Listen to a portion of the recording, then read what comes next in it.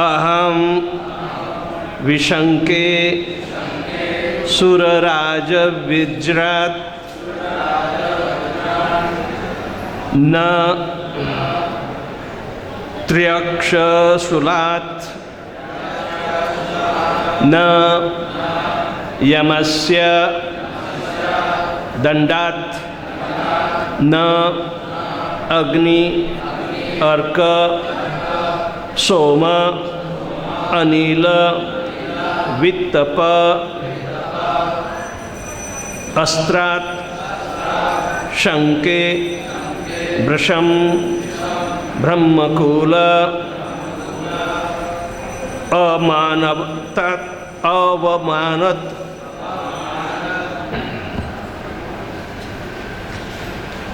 नाहं विशंके सुरराज वज्रात् न त्र्यक्षशूलान्न यमस्य दंडात् न्याग्न्यस्कर्म सोम अनिल वित्तपास्त्र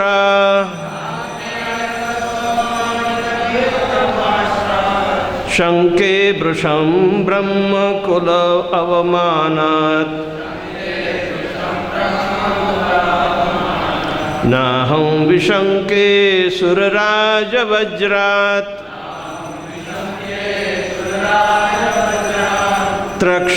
न त्रक्षशूलान् यमस्य दंडात् नाग्निकर्षसोमानिल वित्तपास्त्र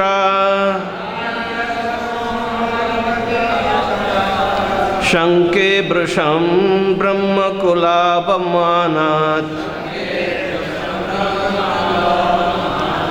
नाहं विशंके सुरराज वज्रात्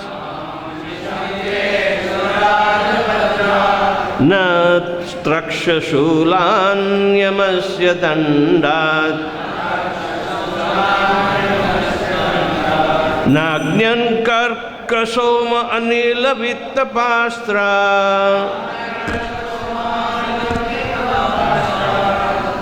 शंके वृषम ब्रह्मकुलावमानात्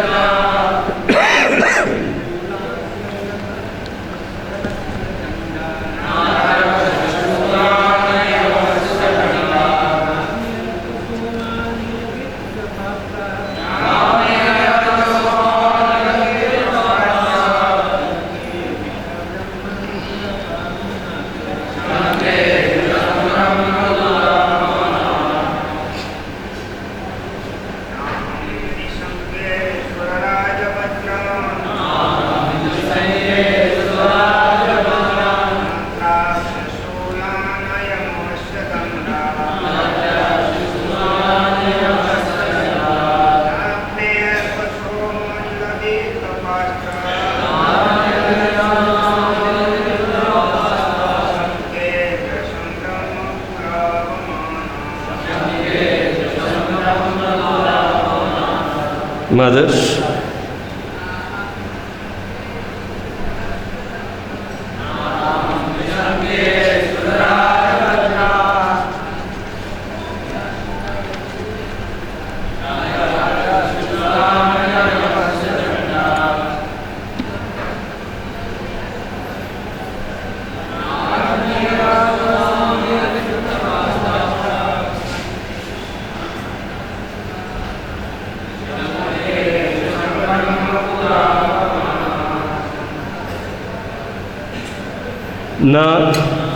not aham, I, Vishanke, am afraid, Suraraja Vajrat, from the thunderbolt of the king of heaven Indra.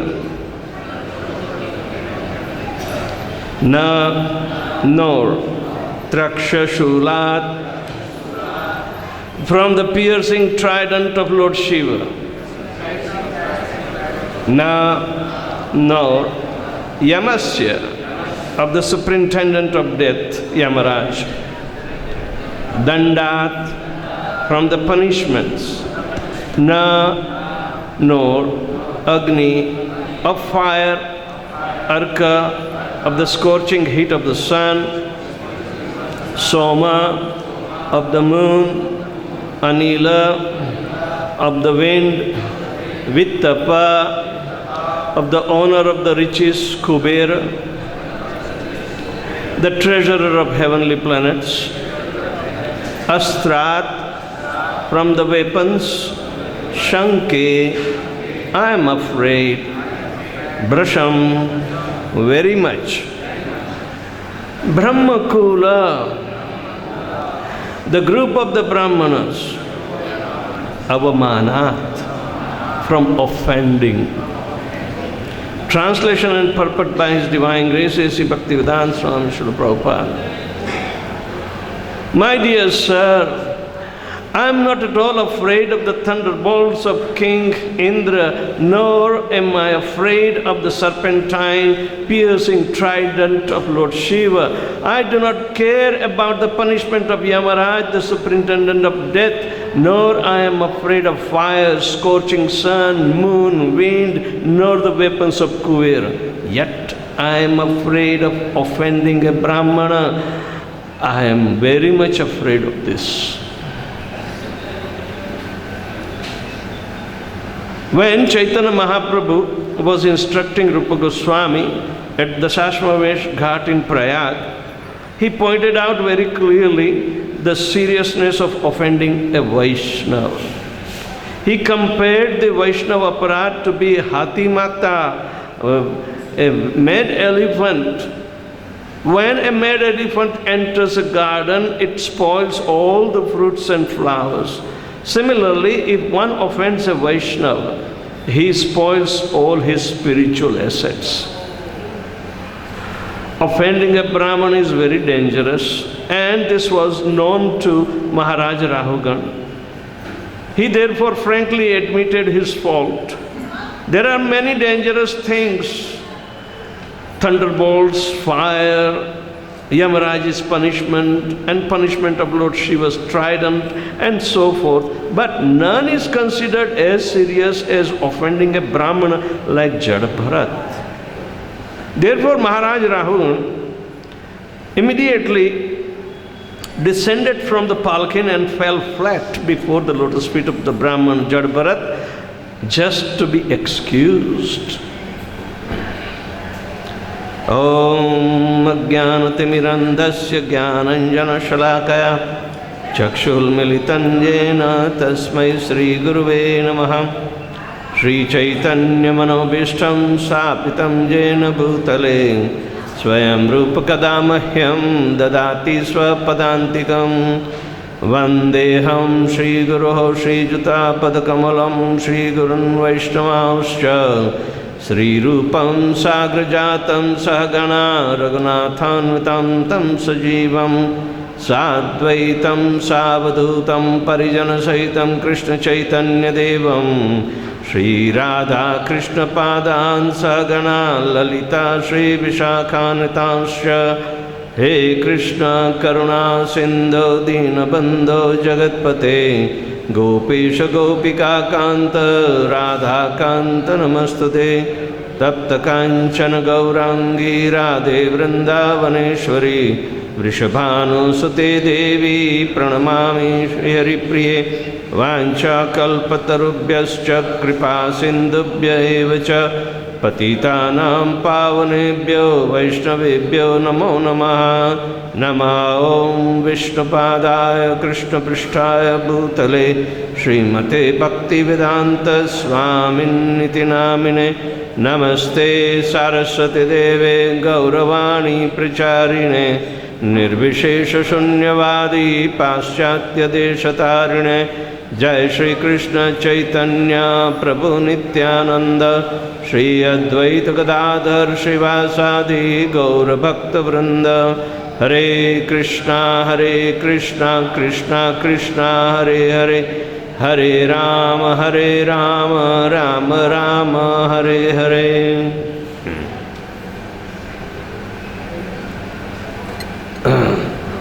So, after speaking harsh words, Maharaj Rahugan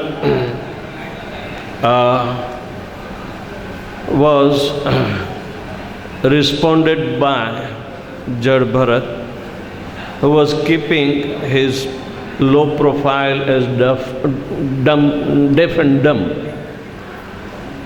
But in appropriate time, a sadhu has to speak out. It is his causeless mercy. It's not time dependent as such, but it is causeless mercy. Prabhupada gives the example that because the kingly order, in the previous verse he explains, because of the kingly order, were very conversant with the system of knowledge, and by there the governance of his kingdom depends upon the instructions of sadhu. But being in close contact with the mode of passion, it became difficult for him to recognize whether one is a sadhu or not. But as soon as the transcendental sound vibrations comes from the mouth of a sadhu, he becomes quite alert. It doesn't take much time. There is a little repose in the scenario that Jad Bharat kept mum after speaking. Whether it will be fruitful to him or not, no consideration was given by Jad Bharat. And in a meek and humble state, he thought, well, due to my previous karma, I might have to suffer this way. So why don't I carry the palkin again and move forward by proper etiquette? I'll be careful not to disturb the king.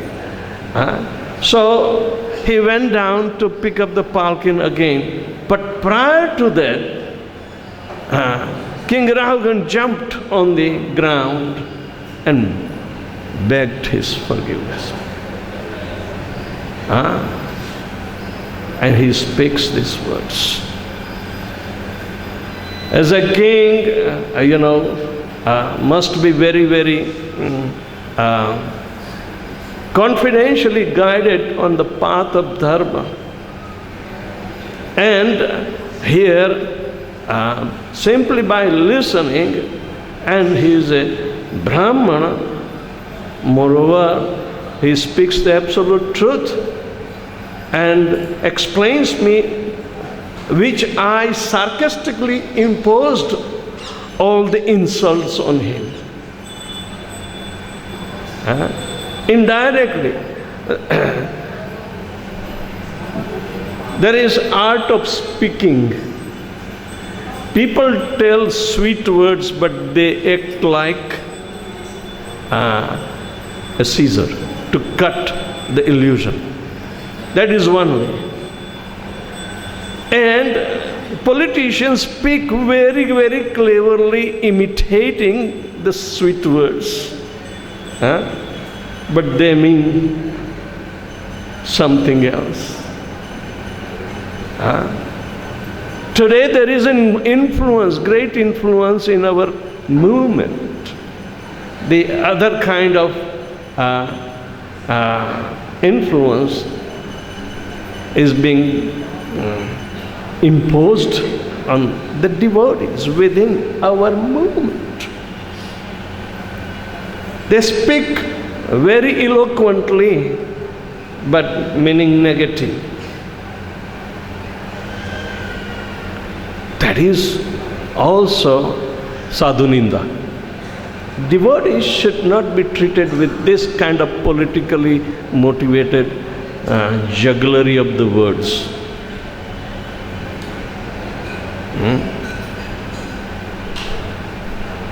But nonetheless,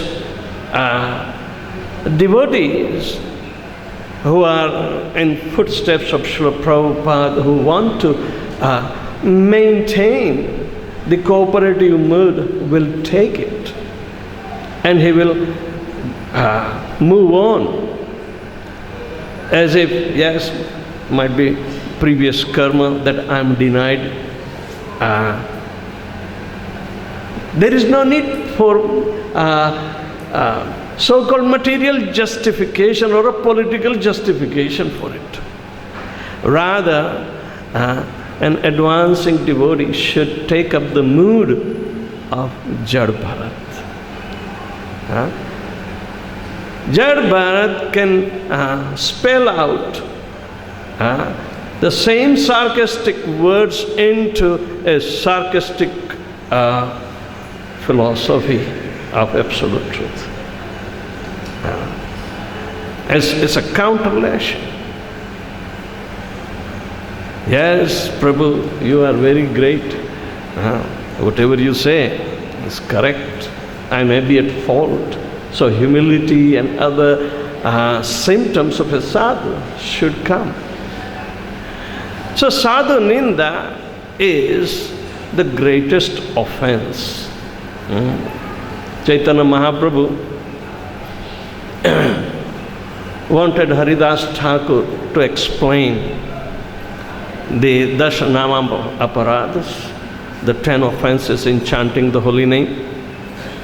And Haridas Thakur, with all humility at his command, he says, "My dear Lord, because you have desire to hear from my mouth, I have already requested you to reside in my mouth and induce me speaking whatever you may want. So here I will explain." He explains who is a sadhu. Who is a sadhu? There are a lot of sadhus everywhere.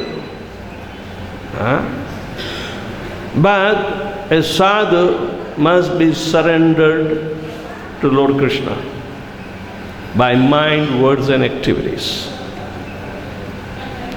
This is called Swarupa Lakshana, or the symptom of his constitution.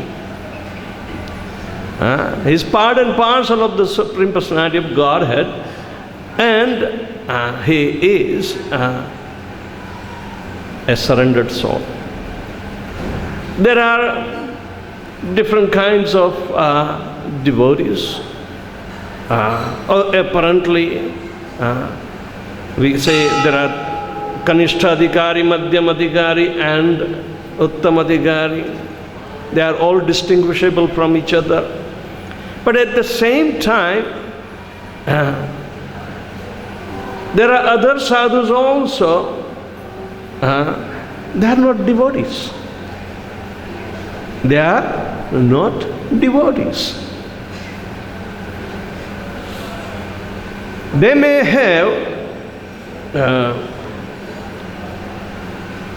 a mixed inclination of devotion without proper understanding of being a devotee. They may know superficially something about devotion, but he will not be able to become an example of a surrendered soul to Lord Krishna and his instruction by mind, words and activities. He may not be executing. So there are three kinds. One is Nirgun Nirakari, those who resort to the empirical philosophy only and no performance of Pancharatri ki vidhi and no inclination on the holy name even.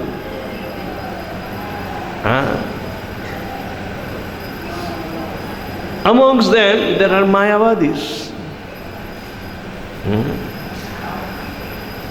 They don't have faith on the personality of Lord. Rather, they will assume the Lord has a human attitude, human composition of his body.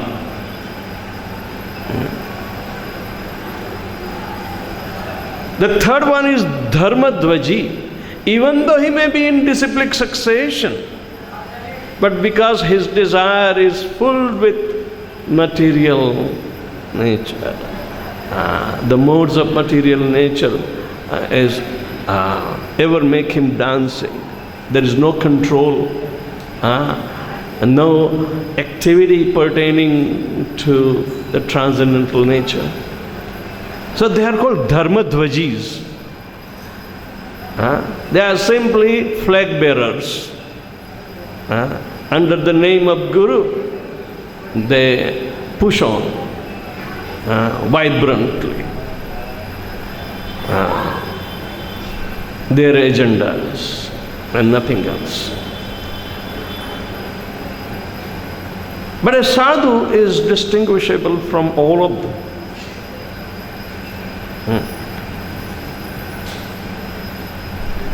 In immaturity, one can understand about not,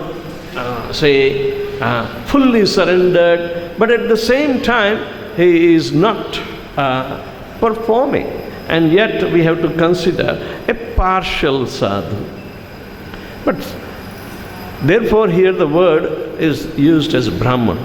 At least he should be a Brahman, twice initiated, doing deity worship and others. So we have to be careful, at what level the sadhuninda becomes the most dangerous.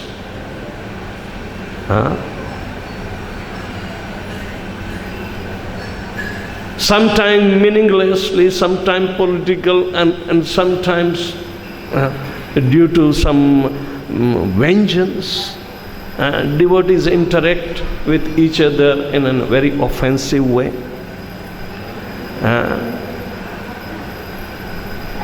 That is not a good sign.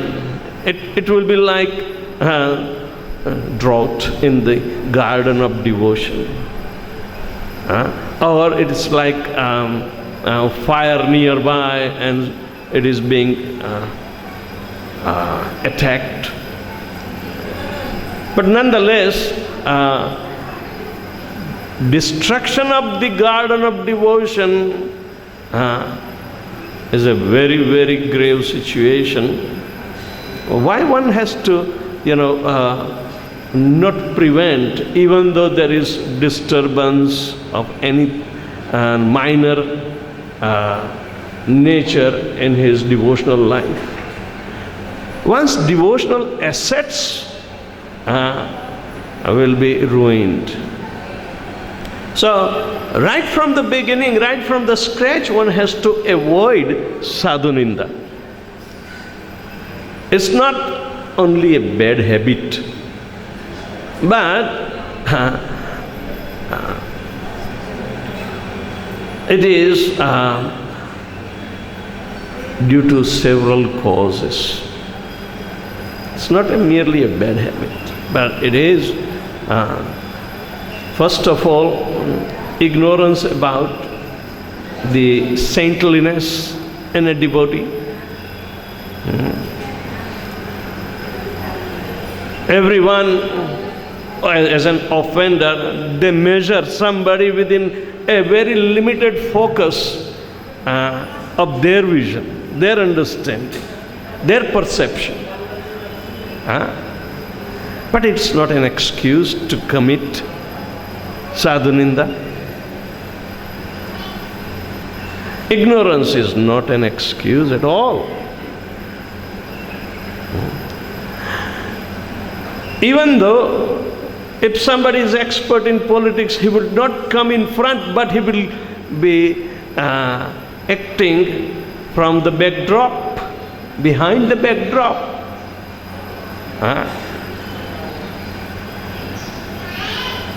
The transcendental nature of the holy name is so powerful that it can penetrate all the material backdrops, and makes one purified. But at the same time, sadhu ninda is also oppositely as much powerful, that it will also penetrate all different kinds of backdrops under one who is hiding and targeting. Previously in this war in India,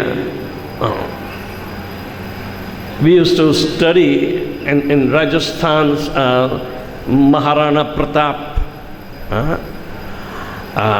His targeting through the bow and arrow has been very, very unprecedented.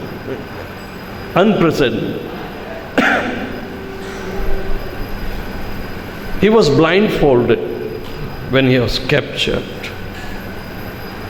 and he was supposed to shoot an arrow, only one arrow, but there were 7 obstacles, and then the target was there. And he did it blindfoldedly, penetrated the target through the 7 obstacles, curtains. A very powerful art. He was unconquerable, but then he was tortured by the Muslims. He was well known. So in this way, if the art of fighting becomes very, very powerful with one's mindset and concentration, Arjun could do that, right? But this was the recent history during the time of independence. The idea is that power exists in so many ways. So holy names potency has to be understood in the realm of existence of the transcendence, which is super powerful. So, a sadhu has 2 primary symptoms. One is the Swarupa Lakshan, that is his constitutional symptom, that he is surrendered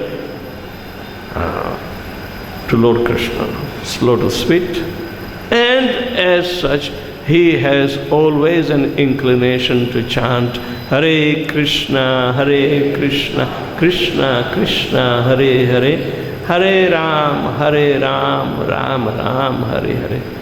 Haridas warns that Grahasthis must be careful not to offend a person who has chanted even this holy name once. Not to offend. That is his standard. Now he is responding to Chaitanya Mahaprabhu in understanding the efficacy of the holy name.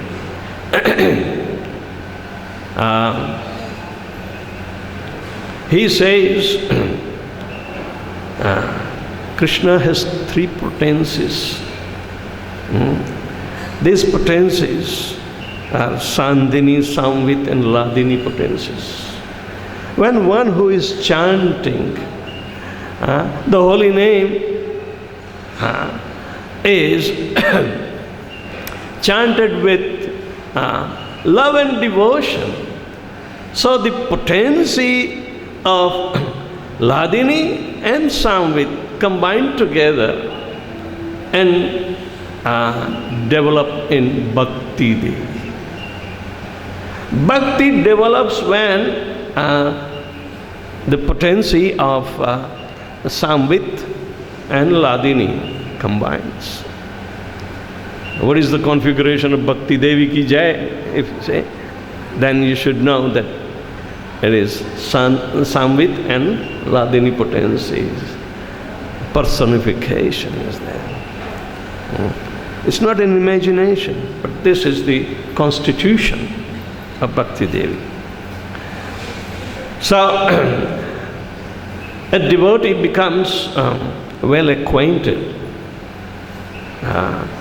to chant the holy name, a pure name. And eventually the other symptoms called tatastha lakshanas, which are numbering about 26, they develop. All right.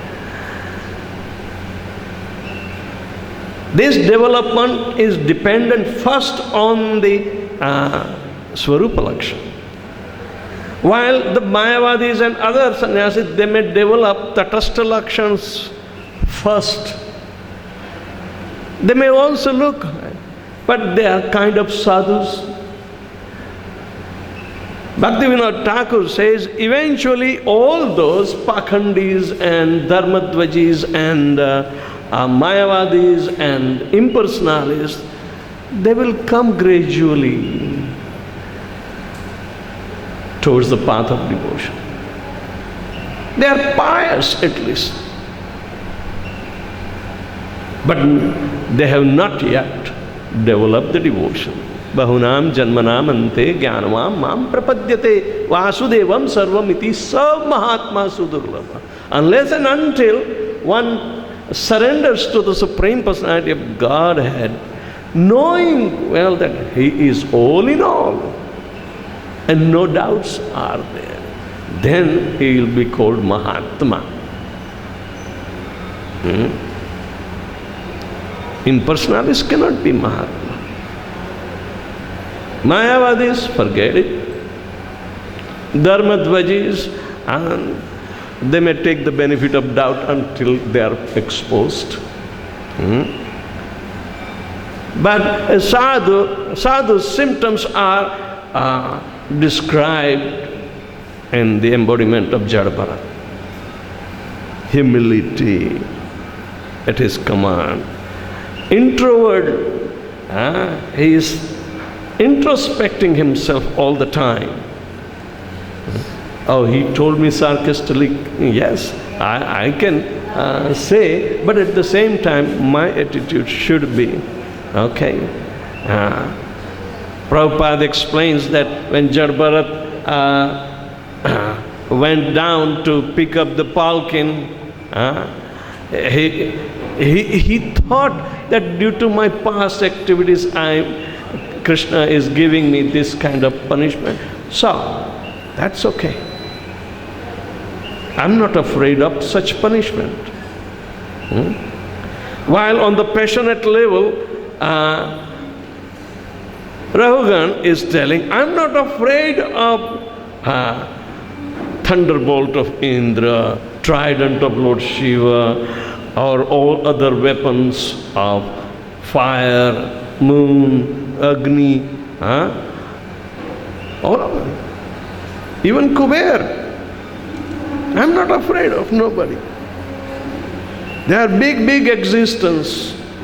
And they have capability to punish. But the king says, I'm conversant. Because it is in our practice of parambara, rajarshayo vidu.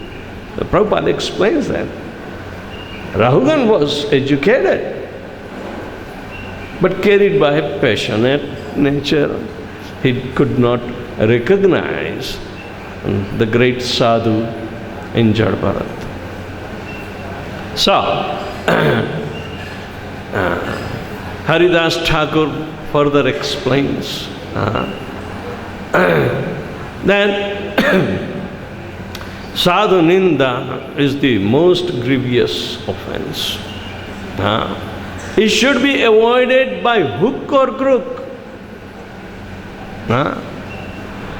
But as much crookedness we keep on, we are indirectly also afflicted. There is no crookedness required in mitigating this offense. One has to fall at the feet of that sadhu whom one has offended. He should bitterly weep and beg forgiveness. And he should also promise not to commit again. One cannot make a habit. You knowingly offend him and then beg your forgiveness. This is a very tricky art going on in our movement.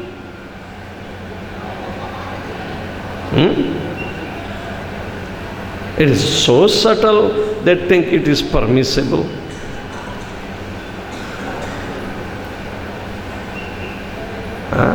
You deliberately try to offend him just to serve a purpose, and then you go and beg forgiveness. Calculated. They know very clearly that he's a sadhu, we should not have offended, but we need to offend to move on, because that's the only way they think. And they will keep on. Go immediately and beg his forgiveness. He's a sadhu, he will have to forgive. Otherwise, he is not a sadhu. A sadhu, seeing a person sincerely repenting, then the forgiveness is an automatic thing, because it is going to melt his heart, being a very compassionate person, even though hurt. When Haridas was beaten at 22 marketplaces, and he was not being killed, the tormentors themselves became afraid, and they came and begged his forgiveness.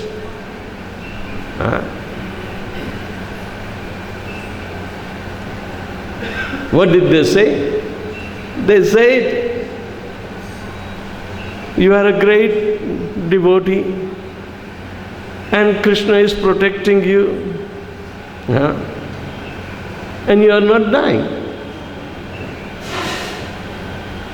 But we are in trouble, sir.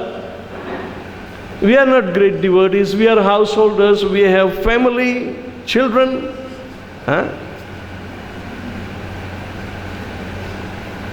We want to request you.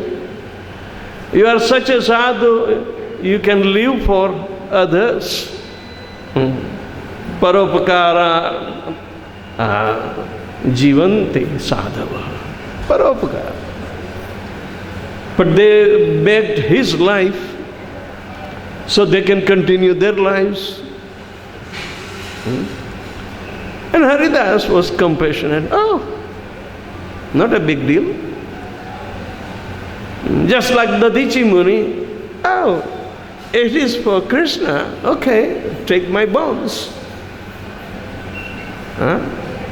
Paropkara. So,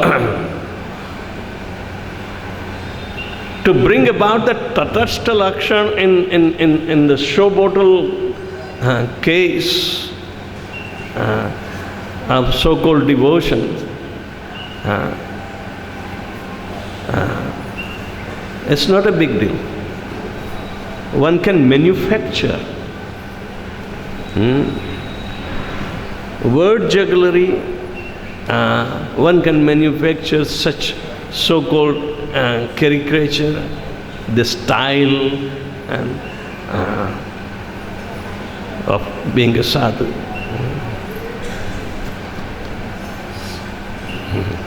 Bade. Bhaktivinoda Thakur warns us, be aware. Nake tilak gale mala, eo to ache kali chena. Be aware. But that awareness is for your protection, not for offending somebody. So we need to understand this symptom of Tatastha Lakshana. They should be naturally produced by the surrendering attitude, not artificially. They should take classes and for so-called, beyond Vaishnava etiquettes. Our Vaishnava etiquette is coming naturally by Srila Prabhupada's mercy, who have given a daily program to cultivate Vaishnava etiquette. Right from the waking up, putting tilak and this and mantra, worship the deity, and then you start executing your 8 hours of services in humility to serve Guru and Krishna, not otherwise. So, this is extremely important, that this first and foremost aparadha has to be avoided at any rate. Any rate. But as I said, do not develop a practice of crookedness to avoid it.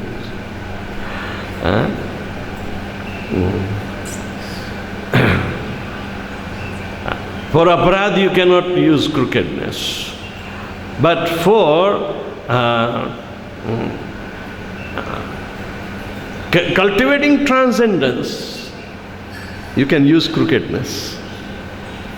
Yena tena prakarena mana krishnam niveshet. By hook or crook, just invest your mind in remembering Krishna. You can entice him, you can bribe him, you can beat him up, or whatever the process is required to tame your mind, take it. There is no aparadha there. But aparadha and subtlety, especially in the first and foremost aparadha, has to be very carefully understood. So,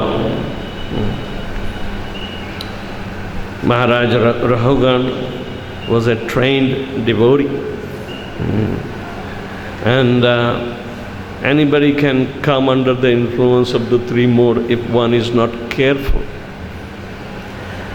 Of course, Rahugan was unable to see Jad Bharat and see what he was doing while jumping, right?